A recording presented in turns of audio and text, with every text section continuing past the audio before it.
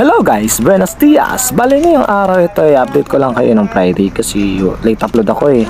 At ito nga, sobrang daming delivery yan sila ng grupo nila Papatats. Ayan, more on tubig ang dineliver sa amin, kumbaga yung mga Wilkins.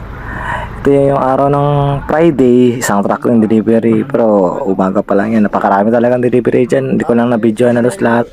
At ayan nga, yan yung Wilkins, yan yung isa sa mga area namin. Syempre kailangan magpalaki-laki ng space, yung mga kasama di Papatats, napakalaki kasi ang kaya niya ng space yan kapag Wilkins ang dinideliver, dapat maluwang. Ayan, yan, isa pa sa mga ahente po yan. Ayan sila Kuya George, sila Papa George, yan, yung mga kasamahan ni Papatats.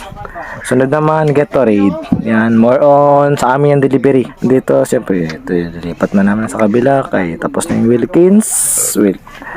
Gatorade ang sunod, yung mga kaganapan sa labas. Ayan po sila, yung mga kumakakarga. Ayan po yung mga kasamahan ko.